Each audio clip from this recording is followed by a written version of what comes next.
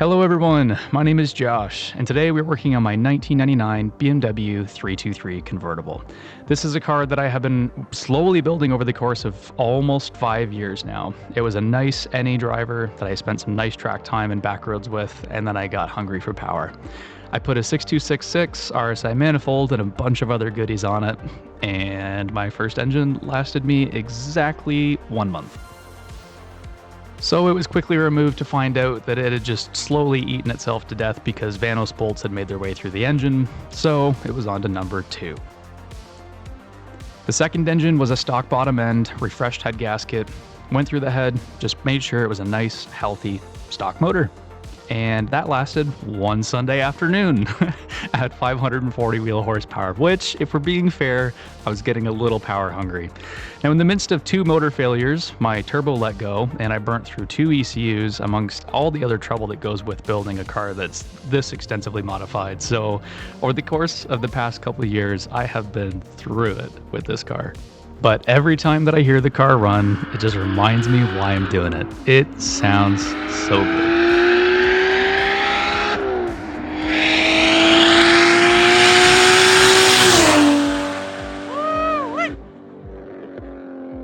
Let's do this.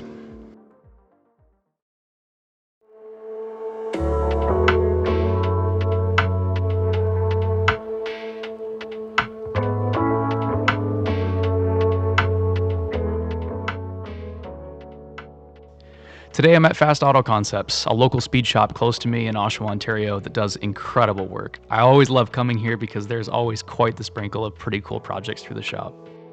I'm good friends with the shop owner, Luca, who's been instrumental in helping me build my car. He's done all the fabrication, the roll cage, all the downpiping, all the stuff that was way out of the league of what I know as a very novice car builder. And he was very excited that we were doing what he wanted to do the first time around, and that was a built motor. I got these beautiful 5150 CP Carrillo 9-to-1 pistons for the car. Now, if you missed the last episode of the engine teardown, it was a ringland that cracked on the number 1 piston, and somehow, someway, that engine that we had just freshly built was not scored or anything. It was just a broken ringland. So we were able to clean this block up, and it needed no machining to go forward, which was a huge blessing. We balanced out the rotating assembly, which required next to no work because the parts were almost exactly on. So with just some quick matching and no grinding or weight matching needed, everything was ready to go. Luca took his time and gapped the rings to the higher end of spec of what CP prescribed for it. This process really takes some time, and it's not something that you want to rush, both for breaking rings and just ensuring that everything is perfectly matched.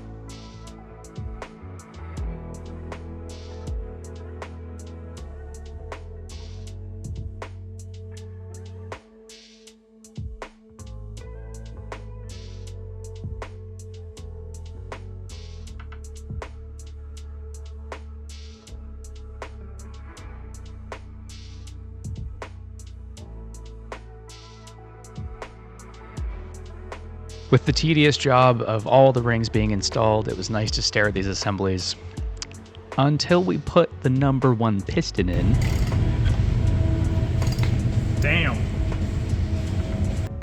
I was given the rods for an M52 TU. They're 10 millimeters too long.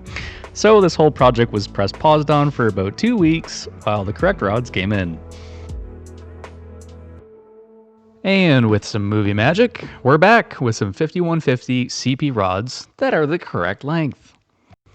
This is my first built motor, so this is like jewelry for men. I love it.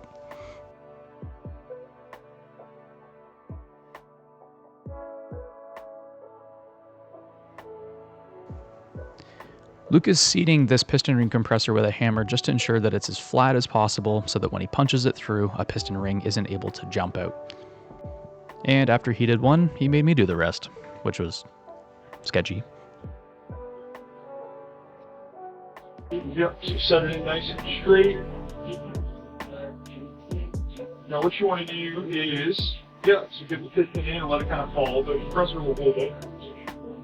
Right, now you notice how there's like little gaps, like that sticking up. So you take this, you kind of lightly tap, you kind of settle the thing nice because there's a gap. Like an oil rig or something will catch out, right? So then You want to hold the thing, tap it, yeah. Keep going. That edge flat down. There you go. Now while holding it, then you're going to use the butt end and give her a nice couple, boom. Hold this kind of down, so bring this pop out. Yeah. Couple good, yeah. Yeah. There you go. You want to feel it, right? If it catches, you don't want to flow through it, back the ring out. Yeah. Or if you want to get it down, right? It's got to kind of pop in. Yeah. That's why they'll generally kind of fill these a little bit when they shuffle, but go. Okay. We repeated this process for every single cylinder, getting the rod caps on, getting some light torque on it, and rotating the assembly to ensure that every piston that we added didn't add any kind of force or anything that didn't feel 100%, until we had the whole engine completely put together with all 6 rotating perfectly. I tried out one of these electronic snap-on torque wrenches for the first time, and oh my goodness, if you've only ever used a standard torque wrench, it's the coolest thing. I understand why they're so expensive now. So we torqued all the rod bolts throughout the whole bottom of the engine, and it felt perfect as we rotated it around and around, and it was ready to get the head on. What's pretty important to mention too, what I didn't get off camera, is we took a lot of measurements just for the cylinder bore, the piston size, just to verify everything was perfect. And then I did get a clip of us using the plastic gauge. We did do a plastic gauge test just to make sure everything was in tolerance, and that also all passed with flying colors. We spent more time just cleaning everything off camera, especially the head. It had a lot of Rhinzo seal around all the gasket surfaces, so I just spent a ton of time off camera cleaning everything. It literally had a day of runtime on it, so this engine was virtually brand new. So aside from some light impressions on it, just from gasket material, this was perfect. I'm using ARP 2000 head bolts. They are also reused because they are not stretched to yield and can be reused over and over again. And then paired it with an Athena cut ring head gasket. This is an organic head gasket for the actual sealing material to the water jackets, but there's really cool cut rings that actually cut themselves into the head just with the force of the torque specs all throughout the head. And there's a lot of people making a lot of power with this setup. I went for about 1.5 millimeters over the cylinder bore just to ensure total clearance away from the pistons, just in case we were ever so slightly off on our alignment of those cut rings, because you don't have total control of them, especially if you're doing an install like this in the car. I was really gentle not to jolt the motor during the head install, just trying to be as smooth as possible, because while the cut rings don't have a lot of ability to move, I didn't want them to move at all from the position that I'd set them in. We had a perfect install, got the head torqued down, and we're ready to start reassembling right to completion. The head was bone dry from me varsoling it like crazy to get it completely clean of any oil residue that was left over. And I use a ton of Rhinzo seal whenever I seal these motors up, because they are so bad for pouring oil. And in the background are my friends just dancing and kind of having their own time, which was entertaining in and of itself. Instead of last time where we had some interesting time with the cam trays, we just rotated the engine completely on its side, and it made it really easy to slide the cam trays with all the lifters intact with absolutely no problems at all. Some people will use magnets if you're trying to do that when it's still in the car. It's just getting some magnets off Amazon and running it across the runners, and it keeps the lifters on those cam trays kept up. That would be really helpful if you didn't have the opportunity to do this on an engine stand. With both cam trays installed, it was time to get all these cam caps torqued down. We set the engine to TDC and got the camshafts aligned to as close to where we would want them to be for the engine's actual final timing. I have these really trick timing tools that are 3D printed so that we could retard and advance the timing specifically for a turbo application. So they're set to a 2-degree advance on the intake side and an 8-degree retard on the exhaust side. And it just helps with flow, especially for turbo setups. The engine starts to piece together pretty quickly after this. There's really just your vanos assembly and basic timing set, and you're done.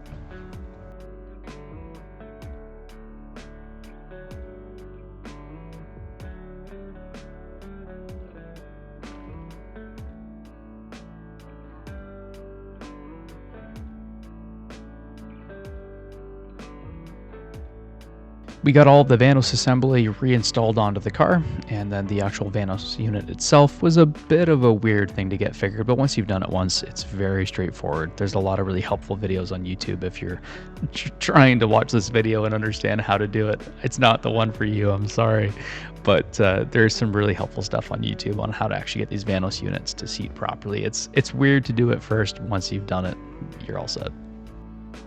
I requested that Luca Rhinzo seal everything extremely because anytime that I have not, these cars are just too old and they pour oil and fluids everywhere. So while it sucks to clean up, it's just worth it because it's the only thing that stops them from leaking.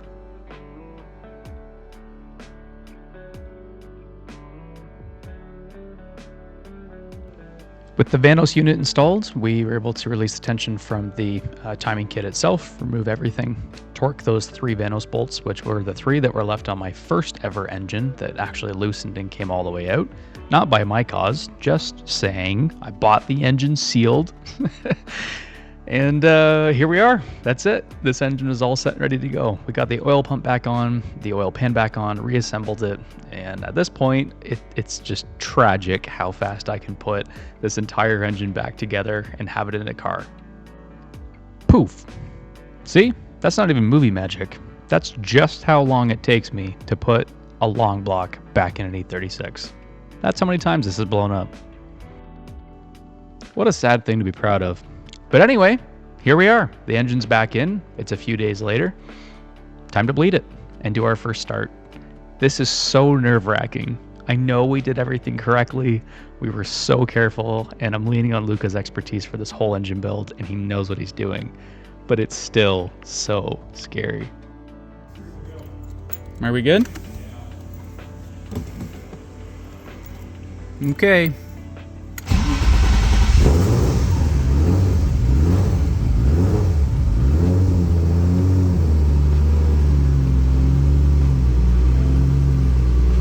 I'm so nervous.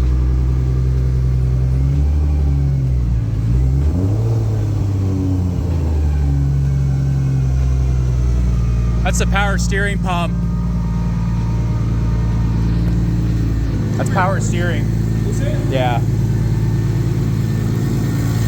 It needs fluid. Okay.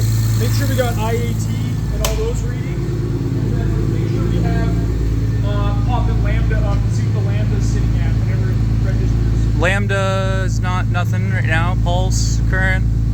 Okay. Lambda's okay. It takes a second though after it's running. So Yeah. it's going out. We have intake air temp and coolant temp active. Looking for it. Air intake temp. Where is that? It's been so long. Air fuel. I don't think it's on here. Oh, 9 degrees. How much? 9 degrees? Of what? MAT. Oil pressure's good? Yeah, 50 psi. Okay.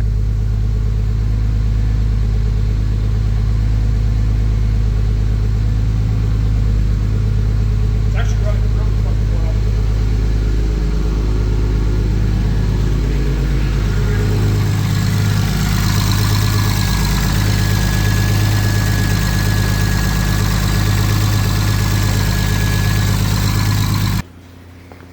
You didn't throw a rod yet. No. The standard is pretty low right now. The bar is on the floor. Woo! Can breathe just a little bit easier. The first start's out of the way and it could not have gone better. It was perfect. It sounded fantastic. So, braking mileage is the only step that's left. Let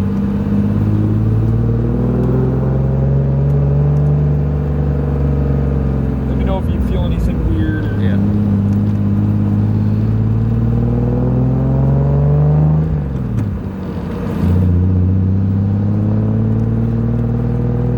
It smells oily, but that's probably from that catch can right now until she seals up a bit, the motor. Let's hope. Yeah, right? I have some brakes here. Also, like, this is gapped a lot more than the other two, right? Like, we can kind of smell a lot. Well, plus with the billet pistons in there.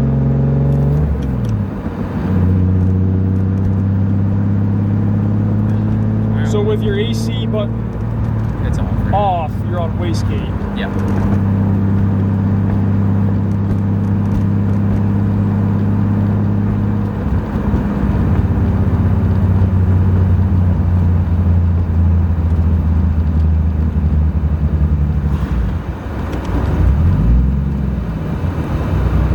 Whatever. Burn some of this out now, and then.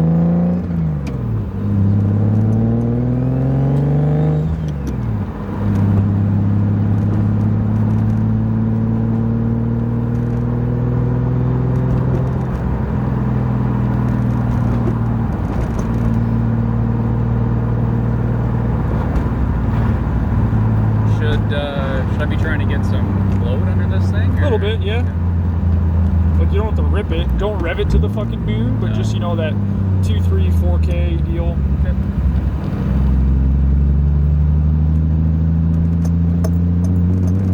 These are just the belts back here.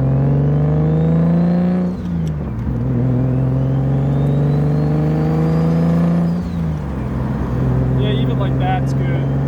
Like, just even all motor load is good, right? Vary the RPMs and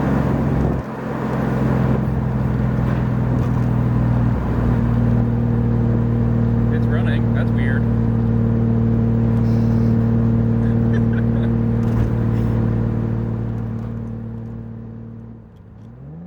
A little while was a really boring process of just cruising the car around, getting it under a little bit of load, just trying to barely tip into boost, and just watching all of our fuel tables and maps and making sure everything was nice and safe. The tune from the previous setup was already so close, there really wasn't much cause for concern here, especially just being on wastegate. And I was just soaking it in, honestly. It sounds so silly, but when you've done so much work to a car, just being able to even drive it and cruise around in it, I wasn't saying much. I was just enjoying it. It's such a cool car to drive. There's just so many cool sounds, no matter what you're doing, between the turbo and the T51R mod and all the throttle input and the car being all solid mounts. There's so much feedback at 50 kilometers an hour. I just kind of enjoyed the car and just kind of took it all in for the short period that I was driving it. And yeah, it was a cool experience just to cruise around the car. And then we did a little bit more like 8 throttle stuff just to kind of tip it into boost and had a little bit of fun. just park in the back or something. Get out and look. Oh. She needs some more idle valve. Yeah. That's fuel. Yeah. She needs to be tuned. It did that even after the tune left. Hot start? Hot start, if it dies, I have to turn the fuel pump off.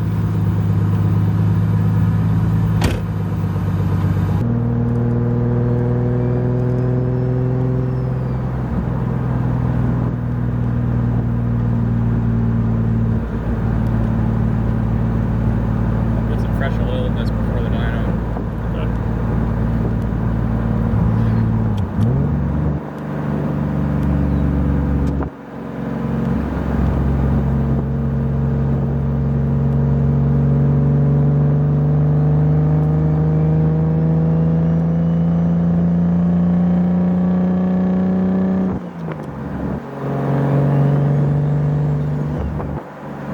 Man, that sounds nuts. You can get into a couple pounds of boost. So you're not going to like hurt anything. If anything, it's probably better for it.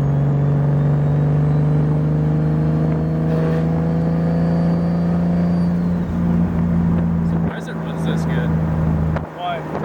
Just being a brand new motor. Oh, okay. And Do down you it. think they just don't work when Down they're in new? compression, yeah.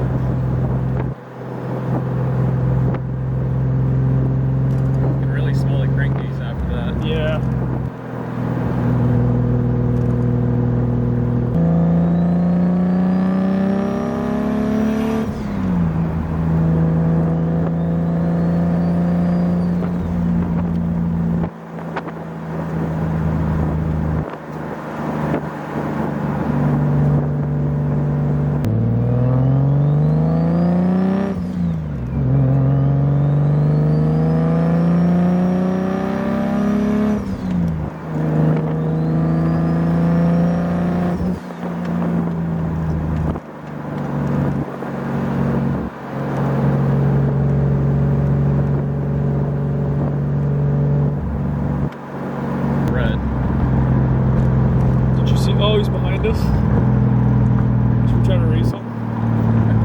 Blowing up.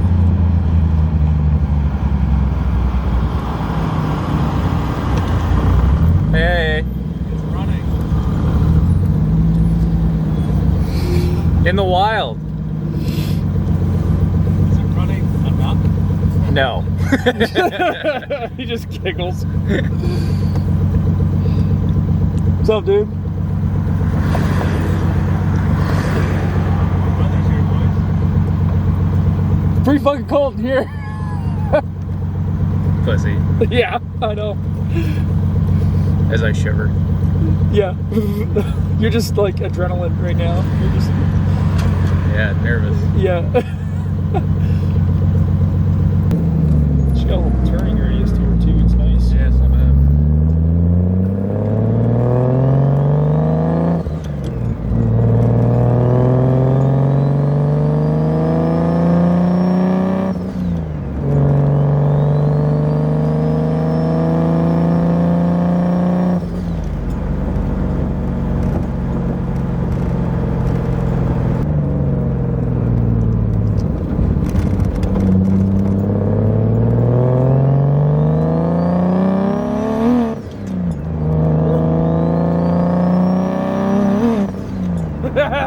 It's cold. That's so sick. I'm sure the tune's fine. Well, you're not making any boost, and there's plenty of fuel there, so really, it is fine. It is safe. For a little while longer, we just continued this process. Just kept driving around, getting the car under a little bit of load, barely quarter throttle at max, just trying to get it seated and just trying to give the engine a chance to break in properly. And there was a decent amount of crankcase ventilation on this on the motor, but we gapped the rings a lot just to give it some headroom. So I just kept driving the car, giving it the opportunity to seal up before dyno day, which is as this video gets posted a week away, which I'm very nervous and very excited about, because it's been a lot of time, a lot of money, and a lot of resources, not just my own, to make this car happen. So a massive thank you to Luca and Fast Auto Concepts. His expertise has just been incredible to get this car done. And I'm really excited to see what the final results are, because this is an engine that realistically there are many people making way over 1,000 wheel on this identical setup, excluding turbo. So considering I'm just trying to make 500 to 600 wheel reliably, I'm very excited to see what our results are. So we're gonna call it quits here.